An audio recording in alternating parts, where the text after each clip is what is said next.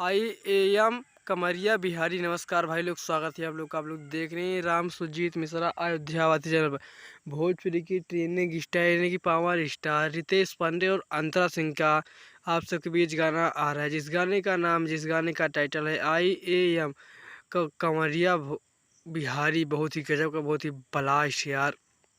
आप लोग देखने के लिए रेडी हो जाइएगा। चलो करते हैं यार वीडियो को स्टार्ट। आप लोग वीडियो को स्किप मत करिए, तभी आप लोग इस वीडियो को पूरा समझ पाएगा कब और किस चैनल पर से और किस तारीख को आ रहा है। स्वर है रितेश पांडे और अंतरा। संगीत दिया है मंजीत जी ने और संगीत से सराहा है छोटू रावत।